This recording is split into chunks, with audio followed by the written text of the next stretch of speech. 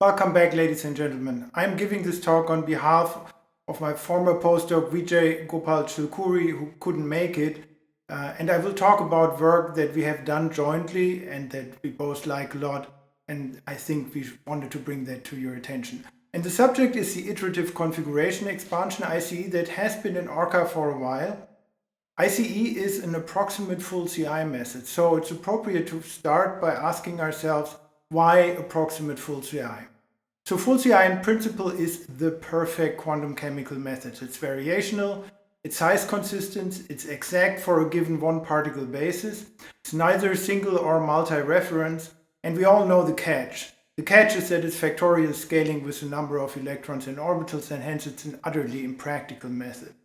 However, it would be really wonderful if we could approximate the full CI to high accuracy, because that would allow us to solve very many quantum chemical problems. We have to break the factorial scaling, but we are rewarded with a simple linear wave function that is easy to understand and handled, and it's a robust methodology which is readily parallelizable. So we can use it in two ways: either get accurate and robust correlation energies for small or very small systems, but we can also substitute the CI step in the CAS-SCF or eventually even post-CAS-SCF methods and treat very large active spaces, and this is where the real appeal of this is. So approximate CI has been done for a very long time. The most popular approach is probably the DMRG approach, prominently done by Garnet Chan, Markus Reihe, Takeshi Yanai, Legasa, and a number of others. It originated in physics, probably optimal for linear chains, but it allows for very large FCI spaces with 50 or more correlated electrons. The accuracy is about a millihartry. Alternatively, there is the QMC-FCI by Ali Alavi or Saiji Tenno, became very popular, super nice method. Tensor decomposition techniques or selected CI methods as pioneered by Jean-Paul Malrieux, Sigrid Paya-Imhoff, and others, and which became very popular in recent years. There are many instances of realizations of selecting CI methods, and the ICE method is just one of them. Now, the ICE method is based firmly onto the pioneering work that Jean-Paul Malrieux has done, the CIPSI algorithm, and it is as old as 1973. And the basic idea here is that you can start a high accuracy treatment from an arbitrary set of determinants, a single determinant or many determinants. Then you perform the single and double excitations relative to that determinant, because that is the first order interacting space. But then you select out of these singles and doubles only the ones that are important by some criterion, diagonalize the Hamiltonian, analyze the wave function, and then select a new set of important determinants relative to which you perform excitations. And that converges to the full CI result. And you stop when a predefined accuracy like change in energy or change in wave function is reached. Now, the insight here comes from perturbation theory, where in second order you know that the most important configurations that interact with a given set of configurations comes from the double excitations, and if you don't have Brillouin theorem, also the single excitations. In third order, nothing important happens. But in fourth order, of course, you have higher excitations that contribute, and those higher excitations, J here, are those that interact with I's that are already there in the calculation. So if I is a double excitation because it has been selected in the first iteration of the process, then J contains up to quadruple excitations. And it goes on in every order of perturbation theory. And that means we only need excitations that couple strongly to the other excitations that couple strongly, and that couple strongly, that couple strongly, etc. And that is an interdependent chain of excitations that makes large contributions. So quadruple excitation that is not linked to a strongly coupled double excitation will not make a contribution. That means you need a tiny fraction of these higher order excitations, and that these chains are linked from the reference determinant to the final excited determinant. That is guaranteed by the linked cluster theory. So you can visualize it like this. So in the middle you have the reference configuration, reference determinant, for example the Hartree-Fock determinant, and then the first circle you have those strongly interacting double excitation. And on the second circle you have the quadruples, and on the third you have the hextuples, and then the fifth you have like up to the octuples. And of course the higher excitations only make a contribution if there is an unbroken chain of excitations that each couple strongly with each other.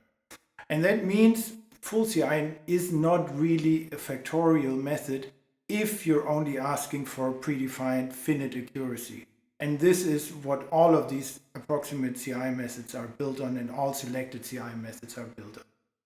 And the ICE algorithm is just one of those possible realizations of it, and it's very close to the three-level CIPSI algorithm developed by the Toulouse group. So we start from either a user-defined or automatically generated set of start configurations n with n electrons and m orbitals. Then we perform the single and double excitations. We select on the single and double excitations individually, and there is one threshold that we call T-var. Then we solve the eigenvalue problem of the selected configurations, CSFs or determinants, I'm coming back to that. And then we find the generator configurations. These are those that in the wave function after diagonalization have a weight larger than the second threshold that we call the generator threshold, T-gen. And then we perform again the single and double excitations relative to those generators. We select on those, we check whether the energy or the configuration set is converged, and if not, we go back and repeat that.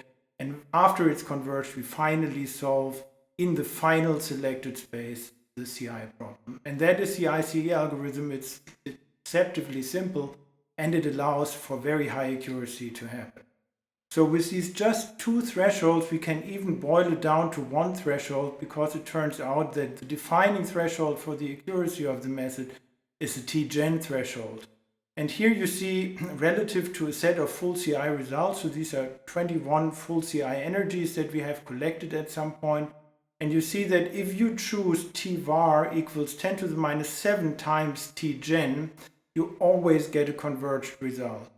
And with T-gen on the order of 10 to the minus 3, you roughly reach the accuracy of CCSD parenthesis T, and with 10 to the minus 4, you are better than that, and you then surpass the accuracy of CCSD TQ.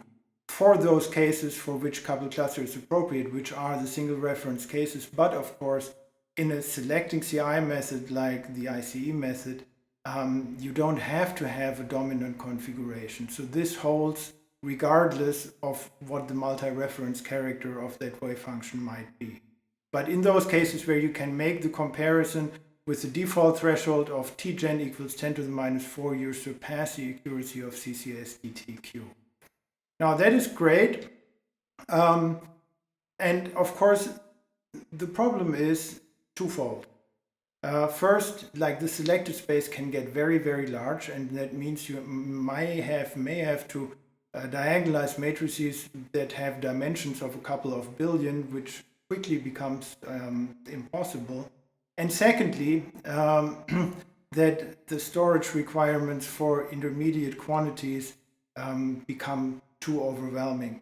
And I cannot go into that because there's many technicalities here. But what we have done now for ORCA 5 is that we have expanded the original ICE that was always built on configurations, and each configuration brought in all of its CSFs, to 3 different sets of many particle basis functions. So the first one is the configuration CFG, and the configuration is simply a set of occupation numbers where the occupation numbers are 0, 1, or 2. And so for the singly occupied orbitals, the spin of them is not specified. But what is implied is that once you select a configuration, it brings in all possible spin couplings of these unpaired electrons to a given total spin S. The second is the polar opposite, is the most elementary type of many particle wave function, and that are Slater determinants. And so you can do that, and you can select on Slater determinants, and many of the technicalities become much simpler in the Slater determinant basis. But one determinant can only be filled with spin up or spin down orbitals. That means that these determinants are eigenfunctions to Sz but not to S squared, and that is a very, very difficult feature of this determinant expansion, because once you start selecting, you have missing determinants, and that means the resulting wave function is no longer an eigenfunction of the total spin. If you study magnetic systems, that is a kiss of death. Then it becomes very, very difficult to do that.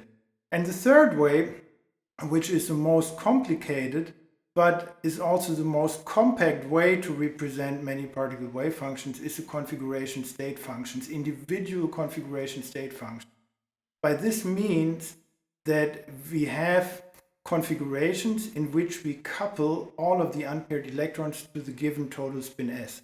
And there is, in general, a large number of those that can be done if you have many unpaired electrons, and that is best visualized by the spin branching diagram. And I've shown you one here with 4 unpaired electrons and a total spin of 1, and you see that you have already 2 different pathways through the spin branching diagram that leads to a final total spin of S. Now, these are complicated objects, but it is a real achievement to be able to use these individually in a selecting CI program, and that is not something that many people have achieved, but we have. Now, if you compare determinants and CSFs, now this is the number of determinants and the number of CSFs that you can form in a single configuration. Yeah, and so you see now that already for 10 unpaired electrons and a total spin of 0, you have 252 determinants, but only 42 CSFs. That means if you're aiming for a given total spin function, the CSF basis is much more compact than the determinant basis.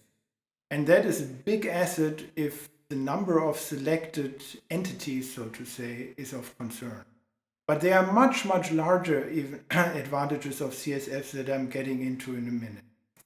Now, and that is met when you have open shell systems with many unpaired electrons. Here's a really simple example that every inorganic chemist will immediately know what it is. So that is an iron 3,3 dimer, and we all know in a tetrahedral environment the irons are locally high spin 5 halves, and they will antiferromagnetically couple to a total spin of 0. So that is the ground state here is a total spin of 0 with 10 unpaired electrons. And now in principle, if you now use determinants to expand the ground state, all 252 determinants that you can form in that single configuration will contribute to the wave function. That means there is not a single dominant part of that wave function. However, if you construct your CSFs cleverly, and that means if you localize the orbitals on the left-hand side and the right-hand side of the iron and group them together, then you can draw a single pathway through the spin branching diagram up-down that will represent that antiferromagnetically coupled wave function. And if you do that and diagonalize the full CI matrix, you will find that there is just one dominant CSF with a CI coefficient of larger than 90%. And that is perfectly in line with chemical thinking. So rather than having a messy wave function where the coefficients are distributed over 252 determinants, you have one single dominant CSF. So this is by no means a multi-reference system. Absolutely not. It is a perfect single reference system if you choose the right representation of the many particle wave function. And that is a huge advantage that you have if you use the CSF basis properly. Now, as I said, we have implemented all these 3 variants, the CFG-based CIPSI, the determinant-based CIPSI, and the CSF-based CIPSI. Now, of these, the CFG is the most efficient if you have not a lot of unpaired electrons. However, it is very memory hungry, and if you increase the number of active orbitals, it will quickly run out of memory. Then the determinant-based CIPSI is the simplest one, and also the least memory hungry. It follows the original proposal, but it's never the best choice. Because if you have many unpaired electrons, then the CSF-based CIPSI is really the method of choice, and it uses much less memory than the CFG based one, and it leads to a much more compact wave function. And so the CSF basis is one that you really want to use. The problem here is that matrix elements between these CSFs are damn hard to calculate. And it is really here where Vijay's genius came to full glory when he worked out, based on old formulas that were also the basis for the Guga CI, he worked out an absolutely beautiful equation where we represent the CSFs in a tree. And so each CSF is represented by a walk on that tree. And then you basically have to compare these two walks, see where they diverge, and the divergence point and the reconvergence points. These are the 2 points in the graph. And in between, you have the different orbitals that you traverse in walking like through that CSF part. And the nice thing here is that a recursive search on a given CSF yields all other CSFs that interact with it, so a single pass through that tree. And secondly, with proper programming, you don't only find all interacting CSFs, you also find all matrix elements that a given CSFi can have with any excited CSFj in a single run. And that makes it efficient and it makes it beautiful. It's probably about the most complicated piece of quantum chemistry that I have been involved in my life, but it is also one of the most intellectually pretty one. And we have finally published a paper on it in Journal of Computational Chemistry, and you can read about that there. Now, the input into the CIPSE program in ORCA is really, really easy. So you have the blocks, CIPSE or ICE is synonymous to that. You give it the number of orbitals, you give it the number of electrons, you give it the target multiplicity. And then there are these two thresholds, Tgen and Tvar. If you don't specify Tvar, it will use 10 to the minus 7 times Tgen. So in principle, you only have that parameter Tgen. And then you have the CIPSE type, and that can be either CFGs, DETs, or CSFs. And that is new relative to what has been in the old ORCA.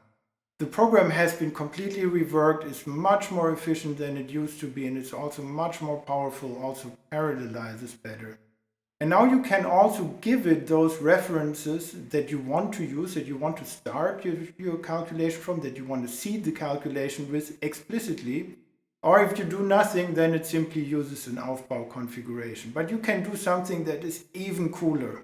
And I illustrate that here with the example of a linear chain. So we already had an antiferromagnetically coupled iron 3,3 dimer. And now let's go to an iron 3,3,3 trimer. And here, of course, now you have more unpaired electrons in more orbitals, namely 15 unpaired electrons in 15 orbitals. And this is a spin-frustrated system. So here you can have one zigzag path through the branching diagram that leads you to a ground state of total spin with 5 halves.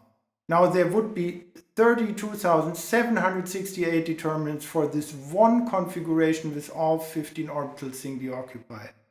And there are still 3,003 determinants with ms equals 5 halves, and there are 1,638 CSFs with spin 5 halves, yet there is that one CSF with a zigzag spin coupling pattern that is the dominant one.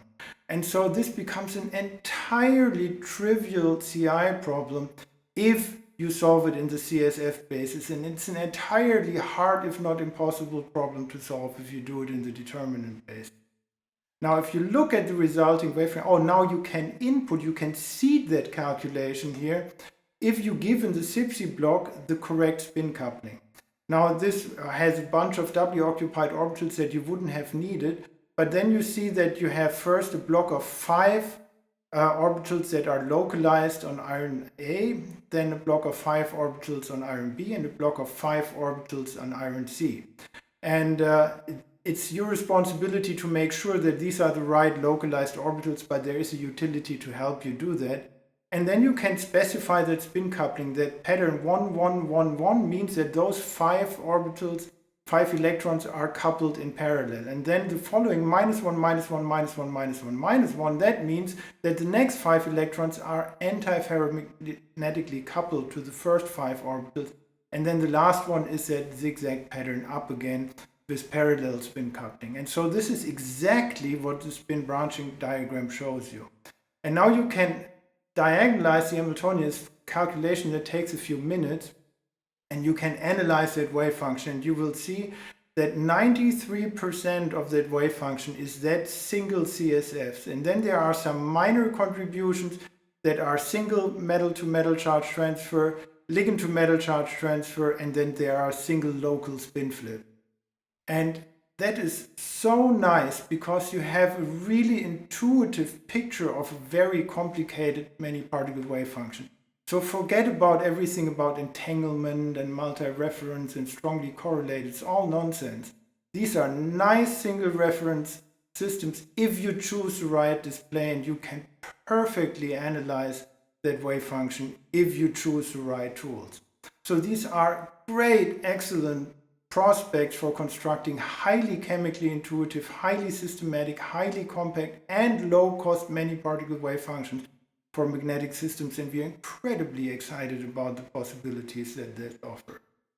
Finally, here is an example from our second paper that we've also published in the Journal of Computational Chemistry this year, and where we have compared it for a series of hydrocarbons, the ICE to DMRG, and you will find that the ICE gives you energies that are as good as CCSDT-cube and better than DMRG. And this is mostly also achieved by a new extrapolation technique that we have introduced in that paper that allows you to extrapolate to threshold 0. Now there are remaining problems to be solved here, and one of the big ones, if you go to very large active spaces, size consistency, but that is a subject for another talk. So in summary, the ICE can be used for high accuracy studies on small molecules, or for substituting the CI step in CAS-SCF. It's competitive in performance and accuracy with the best alternatives like DMRG. And in the CSF basis, it offers unique new opportunities for magnetic systems. Under development is a combination here with MRPT2 techniques like NEFPT2 or CASPT2, and mostly complete is a very large-scale parallelization so that you can also do calculations on hundreds, if not thousands, of processes. With that, my acknowledgements are Vijay is an intellectual giant. He has done an absolutely fabulous job on that, and I very much enjoyed working with him on that. Lukas Lang has joined the project. He has done something very important in ICE2 that I cannot talk about right now. Then Ute Becker, again, has done the parallelization, and then we also thank the funding agencies, and now I thank you for your attention. I hope you enjoyed that a little bit, and you will enjoy the rest of the workshop. Thank you very much.